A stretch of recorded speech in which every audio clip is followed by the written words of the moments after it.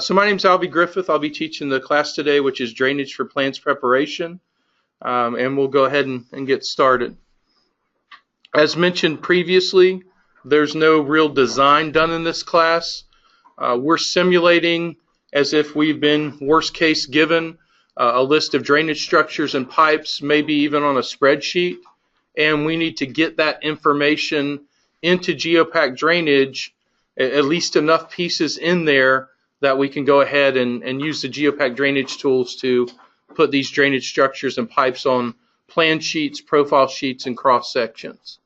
As we go through the class today, we'll be putting in various items into GEOPAK Drainage, and then when we start tomorrow, we'll have all of the drainage system that we're working with in the GEOPAK Drainage database, and tomorrow we'll go straight to plans production. So in an ideal case, everything would already be in the GEOPAK Drainage system ahead of time, and really you would start, right where we'll start tomorrow morning. You would not have to manually input anything into the GEOPAK Drainage database. But in the districts and central office as well, and probably Turnpike, you're not being forced to use GEOPAK Drainage or any other particular product, as far as I know, to do the drainage design. So it could be GEOPAK Drainage, it could be ASAD, it could be a spreadsheet, it could be some other drainage program, but for the plan preparation tools to work, they've got to be put in the GEOPAK Drainage database, because all the plan prep tools are built around that, and they're built around the assumption everything is in the GEOPAK Drainage database. And as we do get started here, if you go ahead and open your book and flip to, it'll be about the second page, you'll see FDOT GEOPAK Drainage for Plans Preparation. As mentioned earlier, this book is used for 3 classes: Plans Preparation, Design, and then the Complete, which is a 5-day class, and that covers both the Plans Preparation and the Design portion. So the chapters that we're going to cover is going to be Chapter 1, which is a general introduction to how GEOPAK Drainage works. We're going to cover Chapters 3 through 6, which is inputting items into the GEOPAK Drainage database. And then we're going to cover Chapter 8, and then 12 through 14. So your real plan preparation chapters are sort of starting at 8. 8 assumes we have a complete drainage system in GEOPAK Drainage, and then 12, 13, and 14 is taking that system and putting it onto various plan sets, profile, plan, and cross sections. As we go through this, the software changes more quickly than the manuals, and more quickly than some of the custom programs used for GEOPAK Drainage. If you run into issues, and we probably will, just let me know. Everything's real informal. We want to literally keep everyone on the same page. We'll start off with this Chapter 1, Getting Started. It's going to talk about the components of the project, the drainage components, the general design process for storm drains. Even though we're not teaching design in here, we'll show you at least the workflow there that we have in Chapter 1. Show you the main menu bar that we have, set that up to access drainage. And then we'll end up skipping Chapter 2, which is the drainage library. But that drainage library is what everything is driven off of in GEOPAK Drainage. So somebody and some bodies over years really have went into that drainage library and put in IDF curves, various zones. For the IDF curves, they've put in land use items as to what the coefficient of runoff is for various items, and they've put in probably every single pipe that Florida DOT uses, every single mitered in section, flared in section, curb inlets, drop inlets, junction boxes, with the hydrological data on those, as well as cells representing those items in a plan, profile, and cross-section view. So there's a lot of work that went into that drainage library. We're fortunate here. It's already created for us. We're going to just attach that to our project, and we'll jump right into Chapter 3. So Chapter 3 is going to be our project preferences. And we have to create and have to use a GEOPAK drainage project for these plan preparation tools to work.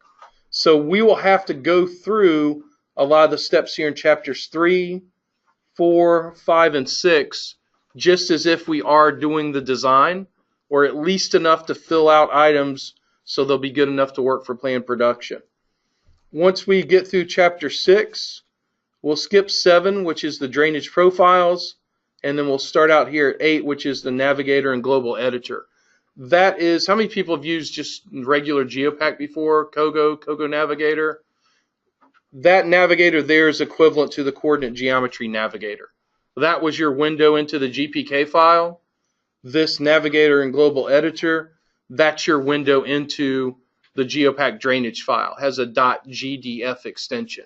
So that's your window into the database, just like you have with the little ship's wheel or navigator in the coordinate geometry tools.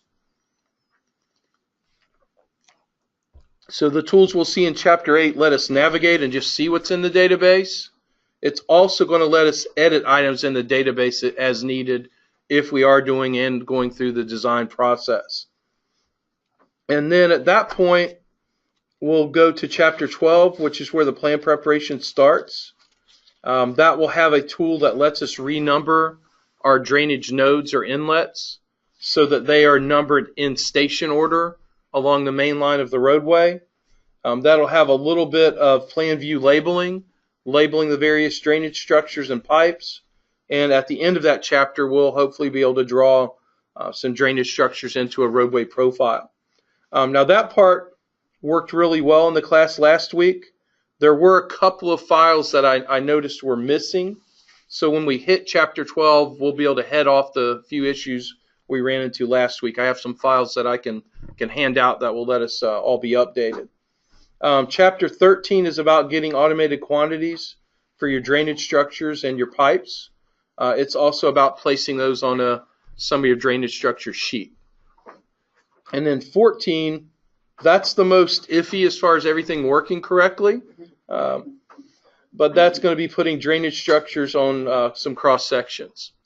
So if you'll flip over to chapter 1, we'll just go through this real briefly. Your main guides here, and this is on the pages are numbered with chapter number dash page number. So this is on page 1-1. You'll see that at the bottom right. Your main guidance for how the drainage design should be done is in the drainage manual, the FDOT Drainage Manual. And then as far as the plan preparation and how sheets should look, how things should be labeled, what the name of the CAD files are, what level, color, line weight, and style everything is, how everything should look and feel in the plan sheets, that's all covered here, and you'll see these in blue. That's covered in the plan preparation manual and the CAD manual.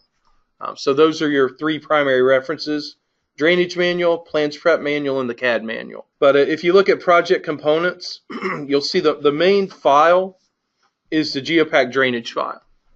And if we wanted to, we could jump right into chapter 8, 12, 13, and 14 and take a completed GEOPAK drainage file and go straight into the plan production part. The reason we're not doing that is we don't necessarily know and can't depend on the drainage design being in GEOPAK drainage at all. So we'll have to go through the sections today and plug in at least enough in the GEOPAK drainage file so that we could do the plan production. So that file has a .gdf extension, stands for GEOPAK drainage file. So not a lot of imagination there, but that works. The other file, of course, that you're going to have is a microstation design file, .dgn. Excuse me. I haven't tried it, but as far as I know, GEOPAK drainage should work in a DWG file. I don't see any reason it wouldn't. I haven't tried it, but it should work in a DWG file. AutoCAD files have gotten a lot more compatible with DGN, and our DGN files are a lot more compatible with DWG. That's been going on for quite a few years now. It should work directly in a DWG file, just like we'll be doing. All the time that we're working, though, it's going to be in a DGN file. And then the backbone of GEOPAK drainage is really this drainage library portion. That has an asterisk as a DLB extension. That drainage library, I think on these machines is going to be all local, but typically that drainage library file is stored out. If it's in the districts, it's stored out on a CAD server. If it's at a consultancy, it's stored on some type of server. Generally, these drainage library files are stored out on a server somewhere. From time to time, you might need to modify or customize that drainage library, because what's in that drainage library, and this is more toward the design portion, but what's in that drainage library are all of the proposed pipes and culverts and end sections and pieces that Florida DOT would use. They're in that very thick design standards book that you have. But from time to time, you're going to need to tie in or represent something that's existing, something that's not in that drainage library. So what I would recommend is, as you're working on actual projects, if you do need to make changes to the overall drainage library, save a copy of that drainage library in your project's drainage folder. That way, at least at a minimum, someone following along behind you, they're probably going to notice, if let's assume you didn't tell them or couldn't tell them, they're going to see that there's a drainage library in the drainage folder of your project, and they're probably going to figure out that you must have done something and added to or modified that drainage library somehow. And then that way, of course, if it's stored locally, you'll be able to read and write to it and make changes. The other part that goes along and works with, and it's kind of embedded in that drainage library, is this next part, the drainage cell library. That's how the drainage items are going to look primarily from a top-down view. Most of the other looks of the drainage items, as far as the profile view and the cross-section view, those are more driven from some of the custom VBA and criteria applications that are part of the FDOT workspace. But the top-down plan view of items, especially the inlets and so on, those are in that drainage cell library. And then at the bottom of this page, we have the Design and Computation Manager database.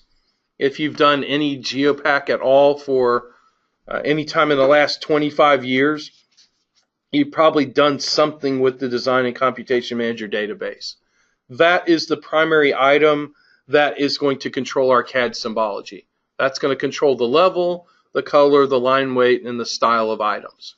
Now, when we're designing or when we're putting in elements into the GEOPAK drainage database, we're going to be able to use whatever colors really work for us as far as visually. So our inlets and our pipes, they don't have to be the standard GEOPAK drainage or the FDOT drainage levels, which are almost all some flavor of brown.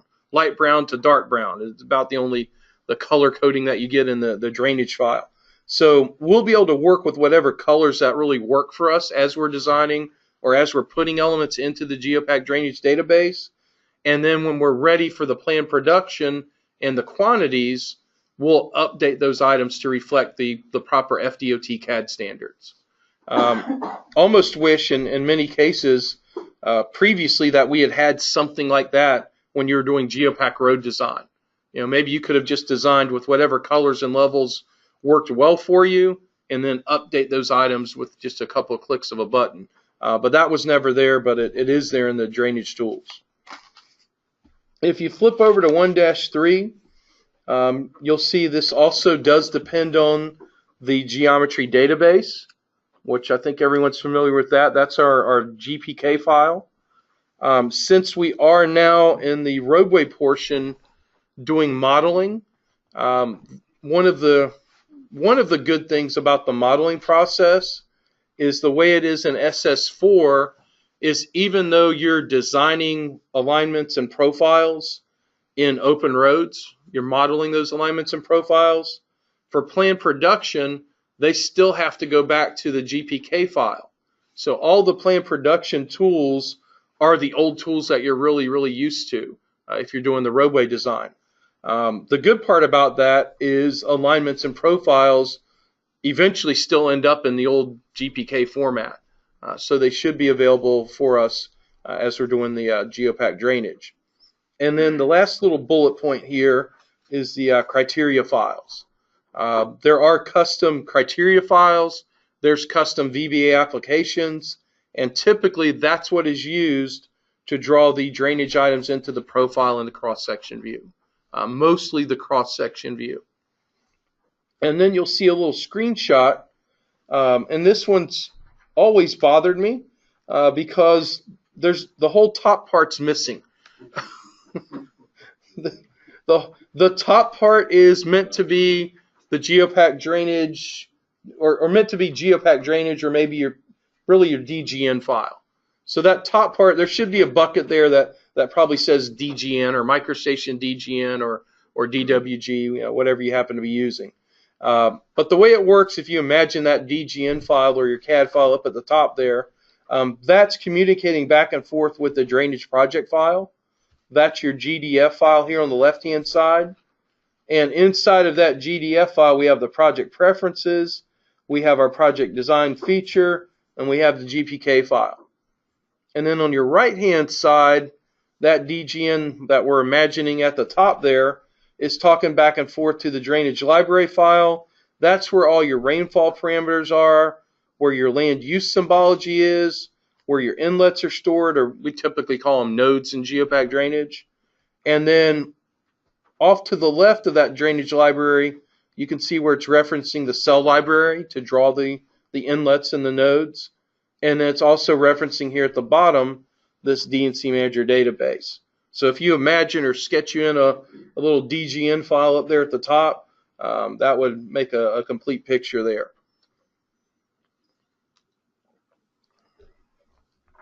And then for your drainage components,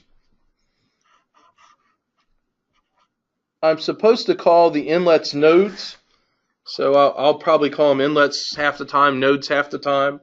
But nodes are your inlets. Could be inlets, manholes, junction boxes. Those are going to be your items the pipes connect to. The pipes in GEOPAK drainage are called links because they're not all pipes. It could be a slotted drain. It could be it could be a ditch. So the links are going to go between the nodes. And then those nodes and links, they combine together to create what we call a network in GEOPAK drainage. GEOPAK drainage is designed to work with only one outfall per network. So it's not, I don't know how Haysted is, I don't know how ASAT is. All I can tell you is I know GEOPAK drainage is designed to work with one outfall per network. And typically on your actual projects, you're going to have 1, 2, 3, 4, 5, however many networks is going to be equal to however many ponds you have as a rule of thumb. You're going to have some set of nodes, some set of links. They're all going to connect together and they're going to go to some outfall somewhere, typically a pond. And it's only designed to work with one outfall in GEOPAK drainage. That's just the way it's set up. Inside of these networks and inside of these pieces that we have, the nodes use this next section here, the areas. So inside of that drainage library, you have a set of intensity, duration, and frequency curves. That tells you, at least in theory, how much water is, what the most amount of water is going to hit on a certain area. And then you pick what area is going to feed into what node. That way we know how much flow the node is going to carry. That goes through pipes. That's going to help us determine the pipe size. And eventually that's going to end up in a single outfall somewhere. So the areas, each node is going to have its own area. And then a profile is just a path between any two connecting nodes, or 3 or 4, however many we happen to have. We won't get into the profile part. There's a whole chapter there, chapter 7 for that. But that is part of the network and part of the GEOPAK drainage database as well.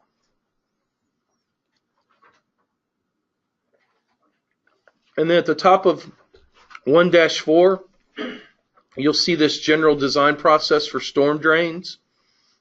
And you've got 11 steps there. We're going to be doing the steps that would involve the plan preparation. One that we'll do, we'll have to start a new project file. We've got to start somewhere, and we'll set the project preferences. Step 2, we will pick some inlet locations and types by adding nodes. We'll just add one node. Once you've done one node, you can do as many as you need to. They're pretty easy.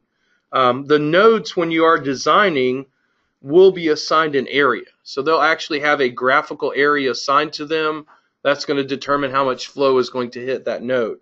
In our class that we're doing here, we're not going to have an area assigned to the node that we create because we're just trying to create it for plan preparation purposes. We're not worried about designing it and how much actual flow it would take. Our assumption is that someone's already done that, and we're given a node, we're given a station and offset, and we need to get it on some plan sheets. So step 3 we won't be doing. Step 4 we will be doing at least one of them. Link inlets together with the pipe segments. So we'll fill out and create at least one pipe that you'll see in the exercises. Once you create one, if you were sitting there and you had 100 of them on a spreadsheet, it would just be that same process over and over again. So we're not going to do a dozen of them. Once we do one, we'll have it pretty well defined. We won't be doing 6. We're not designing the system, but there is a tool for that. And then once that system's designed, we'll check the design and see if it meets criteria. If it doesn't, then we would go back and change pipe sizes, inlets, etc. And we'd keep running the design until it either gave us no warnings at all or gave us warnings that we were comfortable with. We won't be getting into that part. We really won't be getting into 8 really, which is the recomputing of the hydraulics and checking if the criteria is met. So that's the 6 through 8 is the iterative process. We really won't be adding the bottoms to the curb inlets here in step 9, but we will be doing 10 and 11, which is print the storm drain tab sheet and then preparing the drainage plan sheets. And then there's a note there in the middle of the page. It says it's recommended that we create or use an already existing GEOPAK Road Project Manager file. You will see at the beginning of each chapter that, and you'll actually see this in a few moments here, that we do go in and open up the older road tools and point to a particular GPK file and even open up the road project dialog box. What I have found is we probably don't need to do that. We can probably skip those steps that are shown in the book. I've went through this quite a few times before, and until we get to the later plan production chapters, really have not needed to use the GEOPAK Road Project Manager at all. So I think we'll be able to get around that part. All right, so at this point, let's go ahead and open up our files. I believe, and I don't know if yours is exactly like mine, but there should be a folder on your desktop for the FDOT Drainage data set, and it may just say data set. So here's what's in this data set. It's got a whole bunch of zip files in it, and this is why the production support data sets take a little while to download if you ever download them.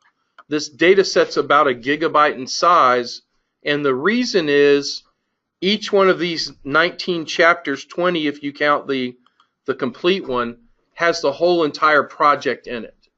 So what they do typically with these data sets is give you the whole entire project. So the one for chapter 1 should be good for the beginning of chapter 1. Chapter 7 would be good for us to jump right in and start chapter 7 right away if we wanted to.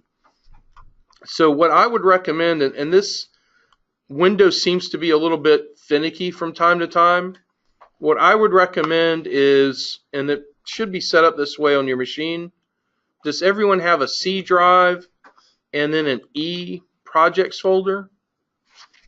Should be that way. If not, we'll create it.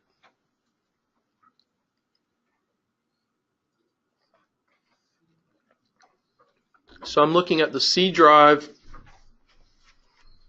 and I'm looking for an E folder and then a projects folder. Does everyone have that? Okay, usually y'all do. It's pretty standard. So what you're going to do, I don't know why, but at least on mine, Windows really wants me to have 2 windows open, and it prefers that I drag and drop when I'm copying files. I don't know why. Yours may act differently. But you're going to go into that data set, and we'll do this in each chapter. I'm going to dig into Chapter 1. You're going to see the project number 22049555201. You'll go into there, so each one will have parentheses around it as to what chapter it is. And then you'll go into there, and then you're going to see the folder itself without the parentheses. So you're just going to take that 220 project folder. I'm just going to drag it into eProjects. If you don't see a little progress bar as you drag it into there, if you don't see the progress bar, it did not copy all the files. What I've had trouble with before, and it may work fine, what I've had trouble with before is taking this file here from the zip file and doing a copy, and sometimes it doesn't like if you do a paste. So I've had better luck with drag and drop, but if you don't see a little progress bar when you copy those files over at any point in any of these chapters, it didn't copy all the files. Usually what will happen is it'll stop at that underscore meta info folder. It just tends to move only that folder, and that's it.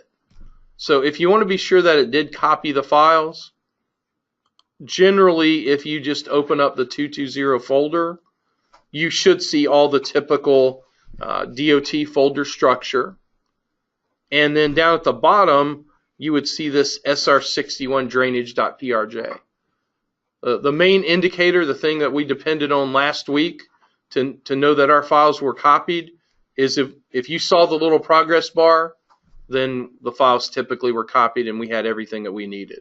Yeah, you want to go make sure that when you drag it over that there's no parentheses in the folder name. And it's a little confusing, and it's definitely different than what we're used to, because typically, especially if we're in a district or a consultancy for that matter, we're just copying in and out the files that that we need to work on at that moment. In our case here, we're working with the whole entire project each and every time. Now, as we get to some of the later chapters, what we'll want to do is we'll go and close out of GEOPAK or SS4. We'll completely delete the project that you have out there at the moment, and then we'll go and find the next chapter's file and drag it back in. We'll start with a fresh set of files each and every time. That way, if something is gone wrong, something's messed up in your files, we have built-in cheat sheets in this class. We just grab the next chapter and we're good to go. We haven't quite got that, for your actual projects yet, but maybe one day you just drag, 30% plan. So boom, here's $100,000, but not yet. We're working on that. That when we as Bentley's working on that. So now that might really mess up your man-hour estimates, but that's a whole nother issue. All right, so now that we have those files, go ahead if you would please. Now I know my desktop is a little different, but somewhere on your desktop, you're either going to find an FDOT SS4 folder, and or you probably have a shortcut to SS4 on your desktop as well. So I'm going to make mine similar. You're going to have a big giant icon with the state on it. It's going to say SS4. The other icon that you probably have on your desktop as well, which I wish we never had to use, but you will have to use it, is going to be, and it may have changed the icon, it's going to say Clear Crash somewhere on your screen there. It may not be on the desktop for everyone, but it's in that SS4 folder.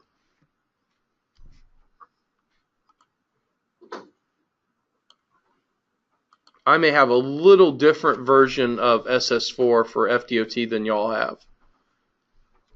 Generally I don't teach on this laptop to FDOT. So if we run into problems, I may run into the most problems. We'll see what happens.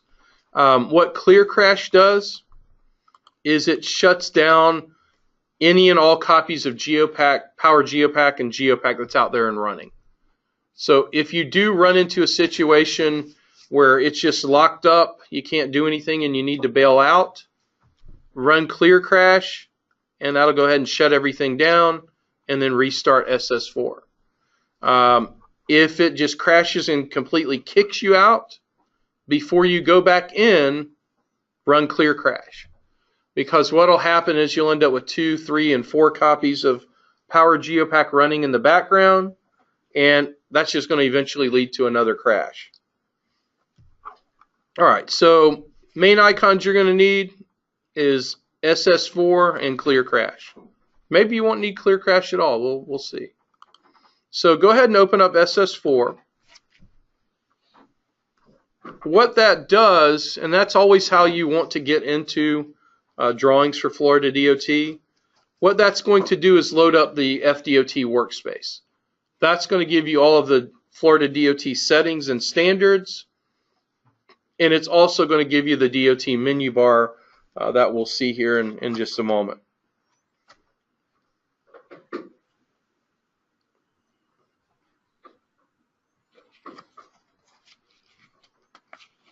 Now, you wouldn't be using ProjectWise, but y'all use Vault.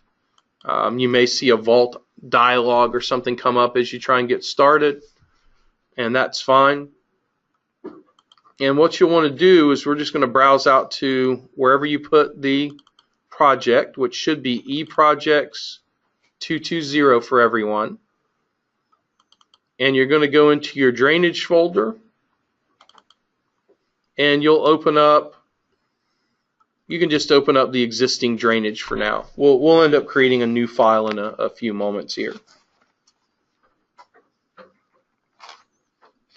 So this first part, if you just open up one of the existing drainage files, doesn't matter which one, we'll just start from there and look at the GEOPAK drainage menu for a few minutes. Then we'll get into the actual exercise and create us a brand new file to start off with. Truthfully, really wouldn't matter which file you're going into, because we're going to create a new file in a minute anyway. Now what you should get is you should get FDOT's bar menu here, this little pink bar menu. And just as a general note, if you find yourself going into every drawing and moving this around and having to do that every single time, if you right click on the menu and hit Save Settings after you find a good spot to park that, it will just sort of flash and restart, but then it'll come up in that same area every time that you go into a drawing. I got a one-time error just opening. Okay. All right. End. Click End, I think. I did too. I clicked End and then it moved along. Okay. Okay. If in doubt, click End. So we've already fixed our first 2 VBA issues of the day. Awesome. And just for practice, we'll create some more in a little bit. We don't know when. All right, so if you right-click on that menu bar and hit Save Settings, it'll save that spot so you're not dragging it around every time. Doesn't save you a lot of time, but it saves you 5 or 10 seconds while you're trying to find a parking spot for this thing. And also, while we're looking at that menu bar, does anyone, you probably don't, does anyone have drainage anywhere across the top of that menu bar? Or does it just stop at roadway? Okay. So you're going to click Standard from that menu bar, and you'll pick FDOT Menu Configuration.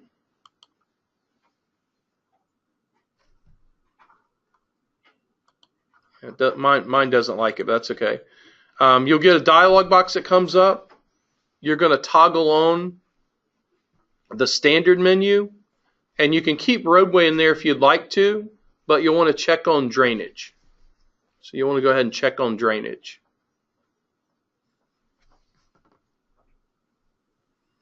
And if you hit the little wrench icon, it'll go ahead and restart and add drainage to that menu, that little pink menu bar.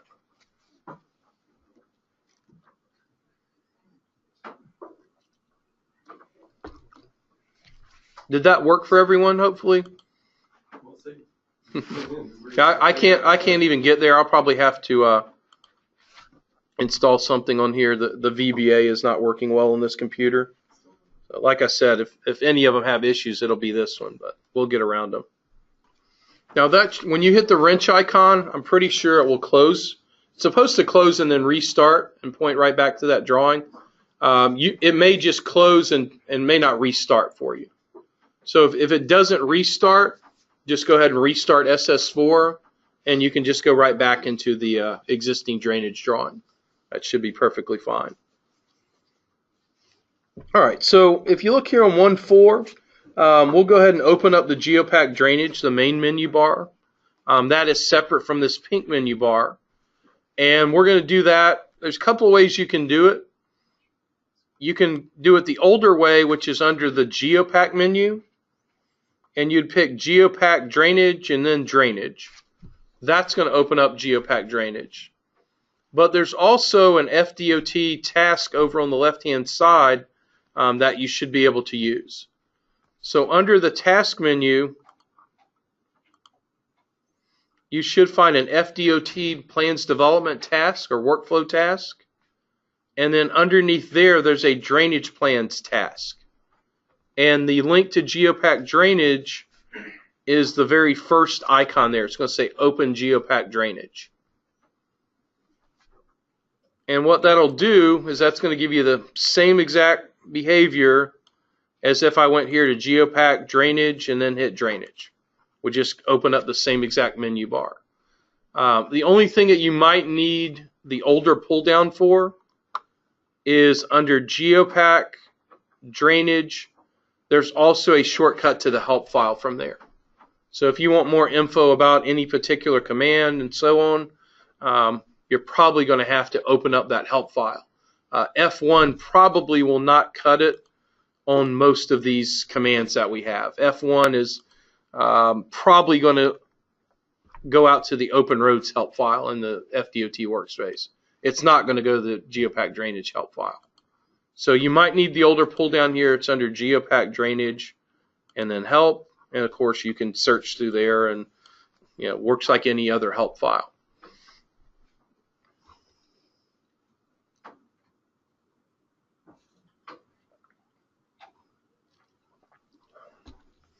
So once drainage is open here, we'll just take a brief look at the different menus, and then we'll create a new DGN file and a new drainage project.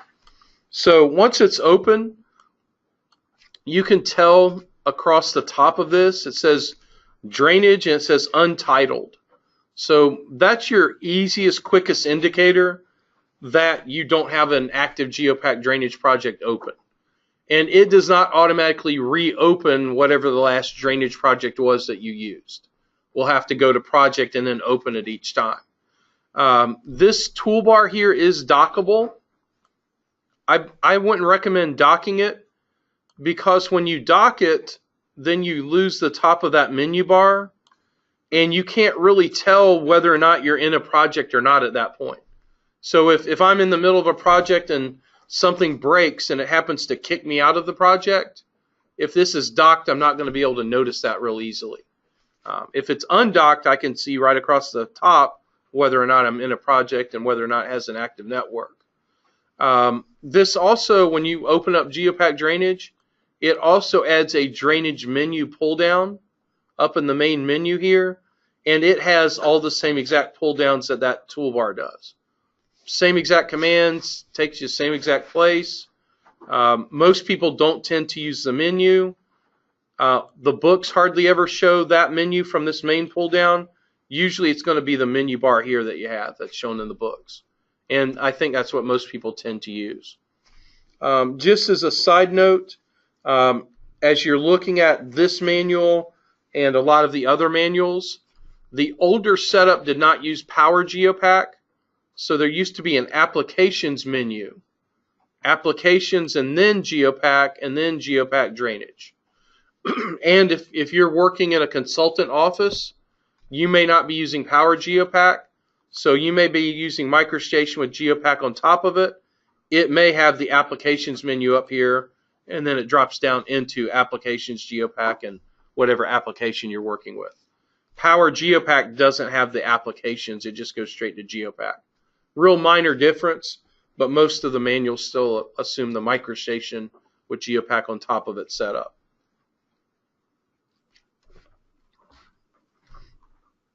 So that's going to have a project menu. You'll see open, save as, drainage library, import and export.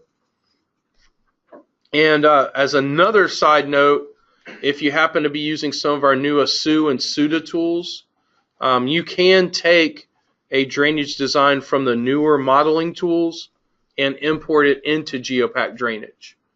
So that might be another way that you're getting info into GEOPAK Drainage in order to put it on a set of plans to keep with our theme for the couple of days here. So you have a project menu, you have component. As we go through, and component menus at the top of 1.5, as we go through and create components, we'll go through component and we'll pick node, add, we'll pick link, add, and edit, and go through it this way. So we'll be in that component menu quite a bit, and that'll be the main menu that we use. There's a network menu, there's various reports, then you have a utilities menu, and then finally here on the far right you have the toolboxes. I haven't seen anyone that uses the toolboxes, excuse me, but if you go to toolboxes main, you get icons that correspond to all of the different menu items that you have. And then there's other toolboxes for project, area, node, link. There's toolboxes for each one of these menu pull downs.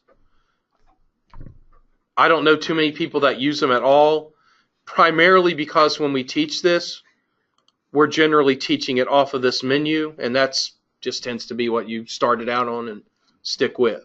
But you can use the icons all day long if you want to, or 2 days, doesn't matter to me.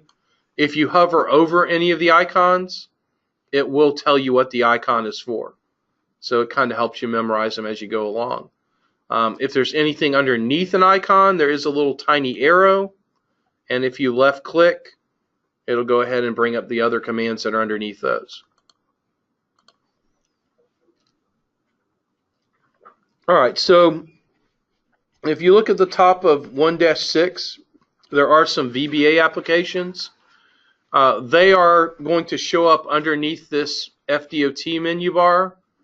And mine's not working, but if you go under Drainage and then go to the very bottom, VBA apps, you're going to see all of these VBA applications listed at the top of 1.6, except for the inlet balloons. So the one for inlet balloons is gone, but you should still have the drainage profile and nodes, the draw drainage pattern lines, the drainage stub out report, the drain tabulation, summary of drainage structures, and sketch of GEOPAK drainage network. They are probably not in that order, and you should not, at least we didn't last week. I can't find inlet balloons there anymore.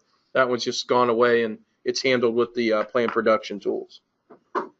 All right, so if you look at 1.6 here in the middle, we'll go ahead and create us a brand new GEOPAK drainage project, and we're also going to go ahead and start out by creating a brand new file.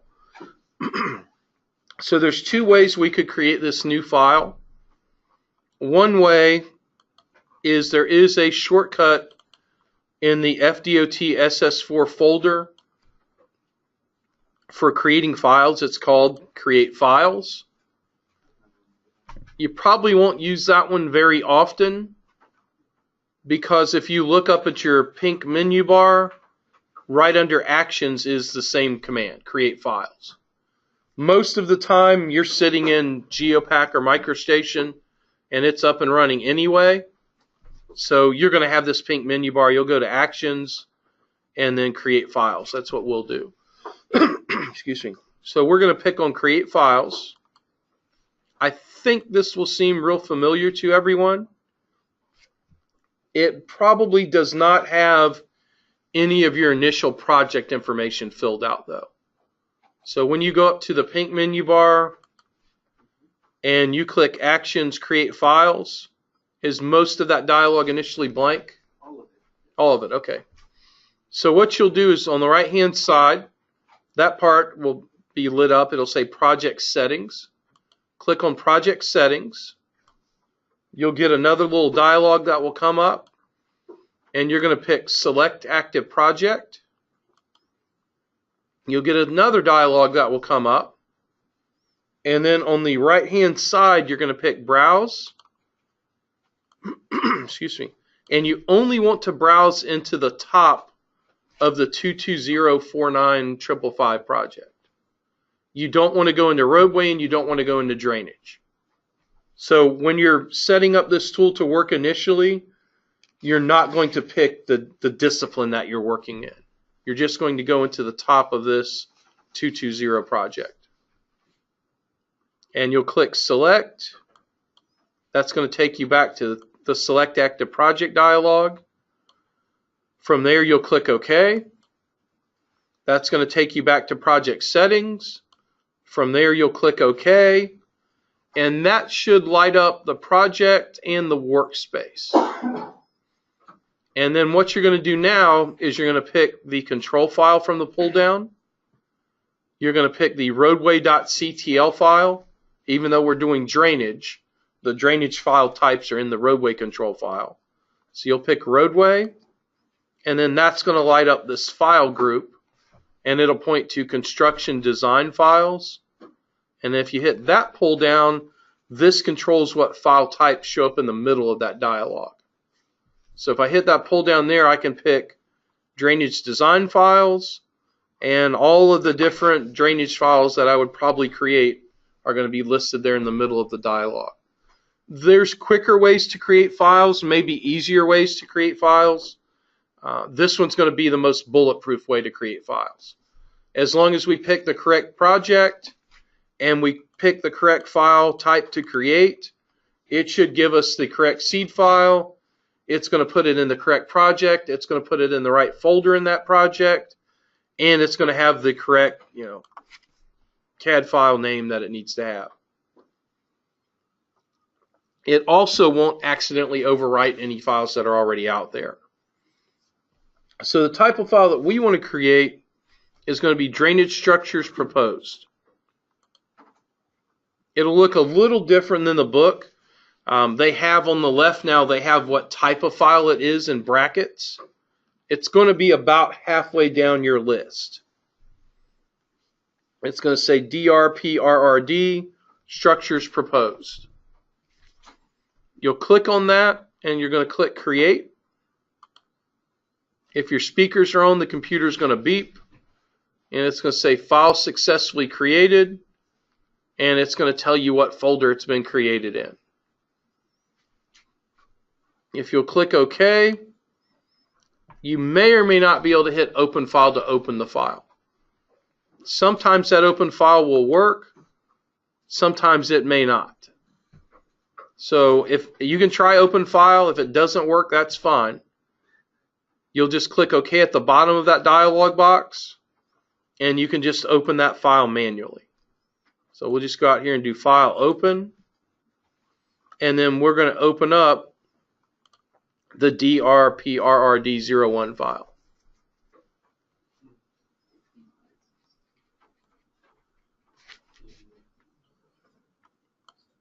So that file open may not work.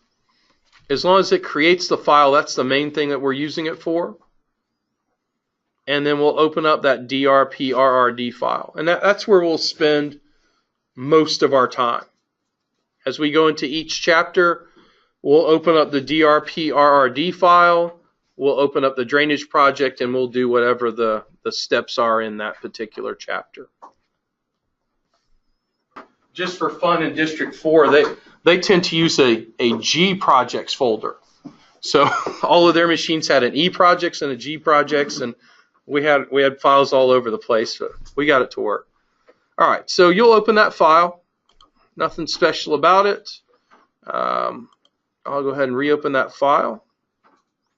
And this is going to be a blank, empty file.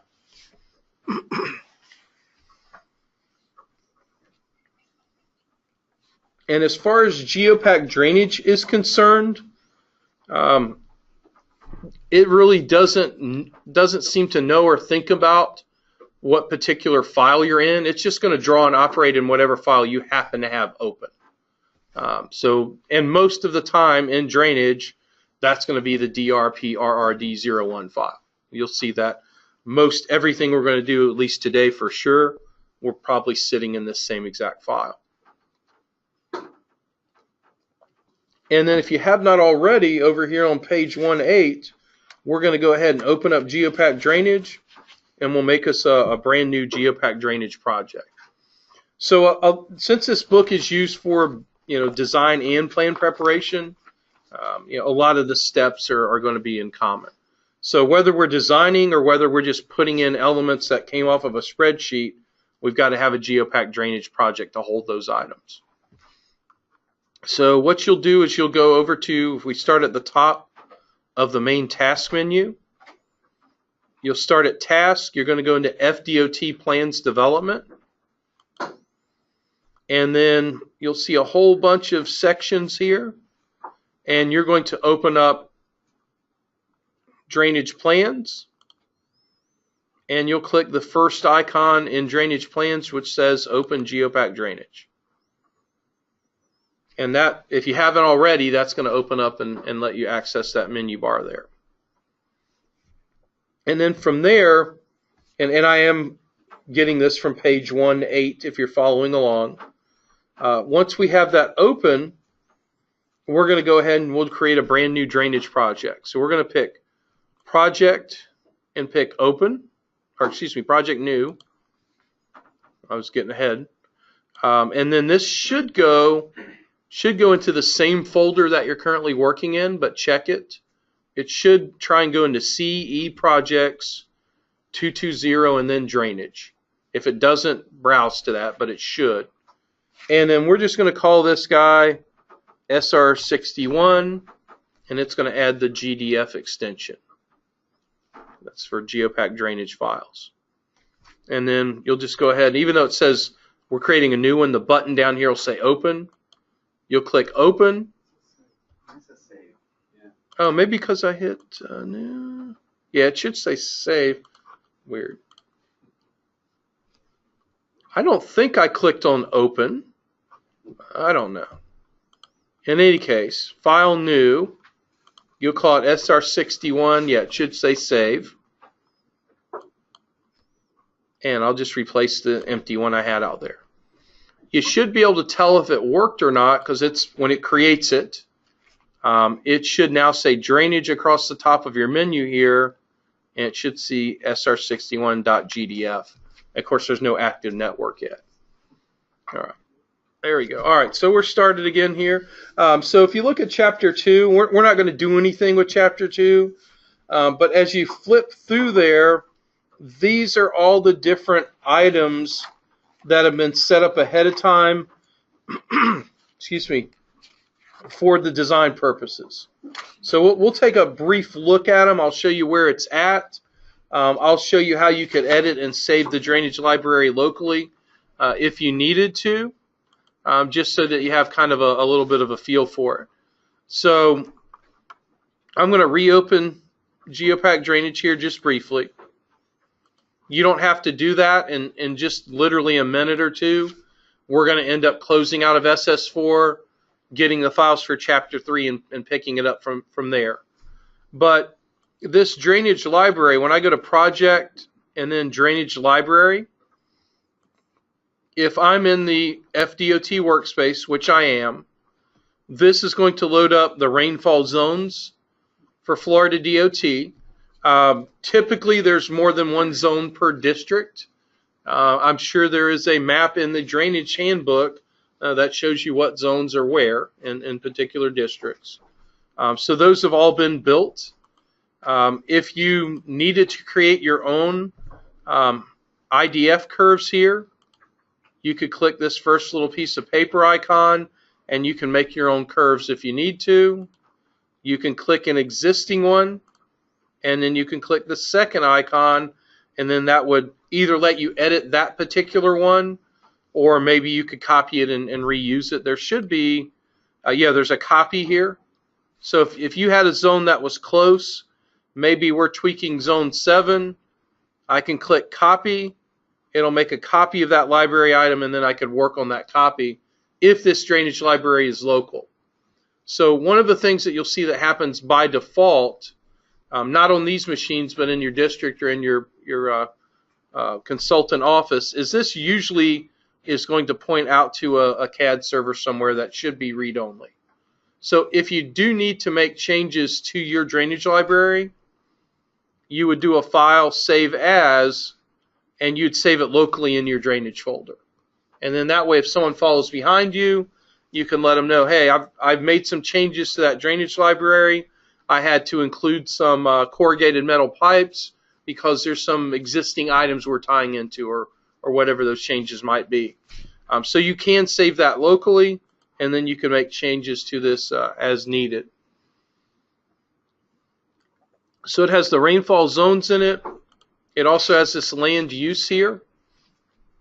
If I click on land use and go to this second icon, which is edit, this is more toward design, but it's worth everyone being aware of.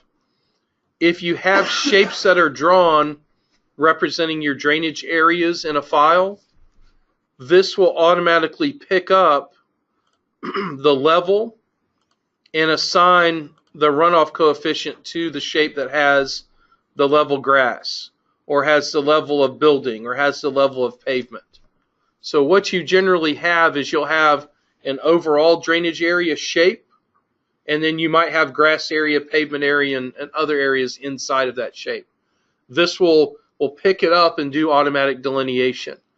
So when we get to where we're creating some nodes, we'll probably create some type of shape over on the side just to show you how it works when you assign the area and create an area, in case you ever do end up designing in this. It'll give you a heads up on it. So it has predefined land use, and by level, color, line weight, and style, it's picking up and assigning a certain runoff coefficient. And then it also has built-in nodes in here. So there are curb nodes, there are grate nodes, there's a couple of slotted drain nodes, there's no curb and grate, there's junction boxes, there's outlets, there's others, there's some junction or bottom of structures, and some head walls. Probably, and I've never looked, but this should be every item that is in the drainage manual or in the design standards. Someone's went through here and created all these different node items. If I double click on one just as an example, every one of these nodes has a cell, a plan view cell that goes with it, and all these different definitions as part of that item. So there's probably, I don't know, there's probably 30 right here just on the curbs alone. So someone went in, filled out all this information, pay items and everything. On the links section, the only ones that you'll find at Florida DOT is going to be either circular or elliptical, and none of them are going to be anything except for concrete.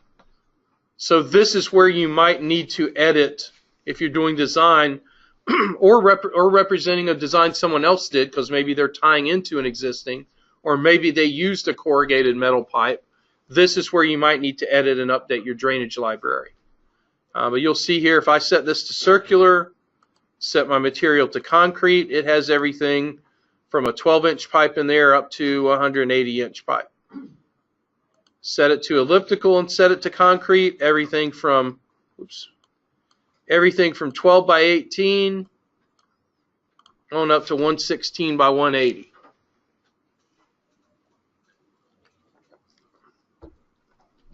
And then there's also spread section calculations that go along with the curb inlets to help you determine whether or not we're getting too much water backing up into the lane. So this drainage library, that's the real guts to GEOPAK drainage as far as the standards.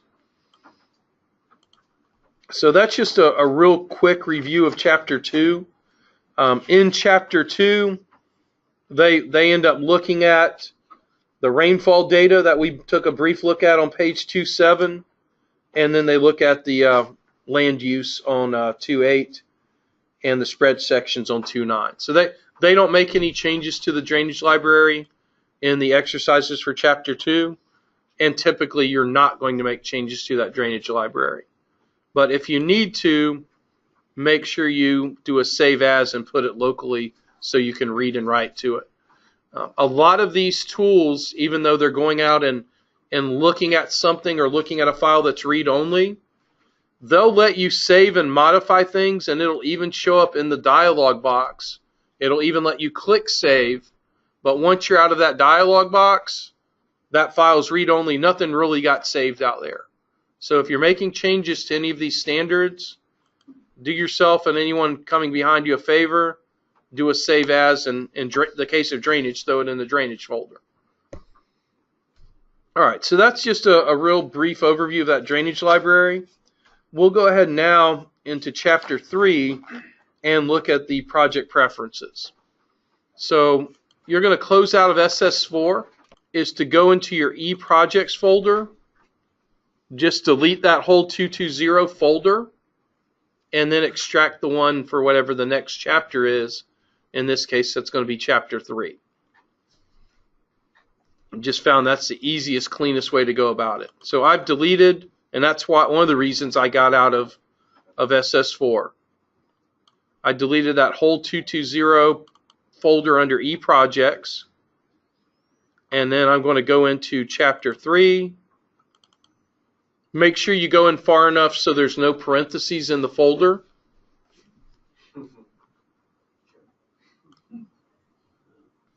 And then just drag and drop it into eProjects.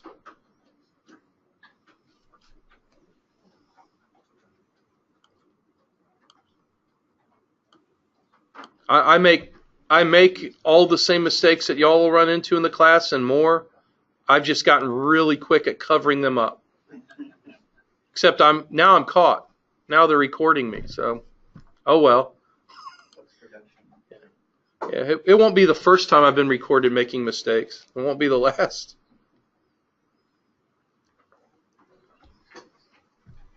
Once again, when you move those files or copy those files, if you don't see the progress bar, it didn't copy all of them.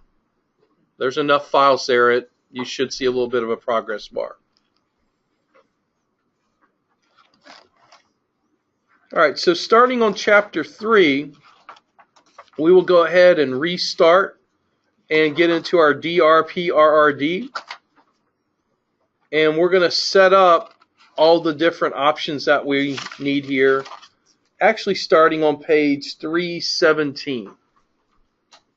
So what you're going to see on pages 3.1 through 3.16 are screenshots of all of the different options that we're about to fill out. So we're going to go through all of those options anyway, and the exercise to do that starts back here on page 317.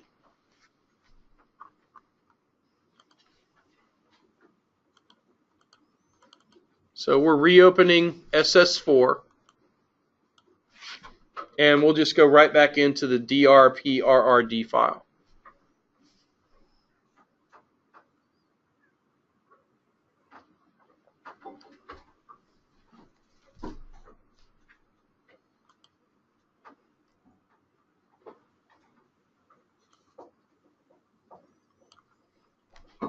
It should remember that file.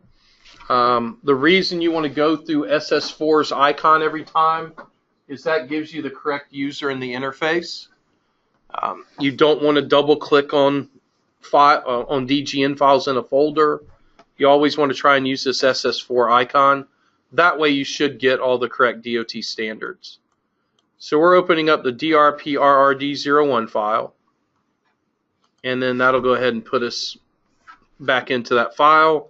We'll reopen our project and we'll start filling out the project preferences. All right, so this first section here that you're looking at on page 317, you're going to see these sets of steps in front of every chapter, I believe. Definitely every chapter that we'll cover in the plan production part. I don't think we need it at all. It's really just to set up and make sure that we're able to access the correct GPK file for the alignments and profiles. So I'll show you the steps here because it does show a couple of areas where we could check some things. So what you're going to see here on page 317 is we're going to go up to the main GEOPAK menu, and you're going to pick Road Project Manager. So we will go through these steps just this one time to show you some areas that you might check later if we run into any issues, or you might check on your actual projects if you run into issues. So I'm going up to the main GEOPAK menu. I'm picking GEOPAK Road and then Project Manager. That's going to open up Project Manager, and right now it's going to point to your drainage folder. And what you'll do is on the right hand side here. All right, so here in chapter 3, what we'll do is we're going to our GEOPAK Road. We stopped off at the Project Manager, and that's initially going to point to your drainage folder. So on the right hand side here, there's a directory section. If you double click on the 2 dots at the top, that's going to take you up one folder, and that's where the equivalent to the road project file is. It's going to say SR61 drainage.prj. Most of the time that you run into this, it would probably be in your roadway folder. So most of the time that project would be in your roadway folder. In this particular case for this class, it's in the main folder of the overall project. So we'll go ahead and open up that.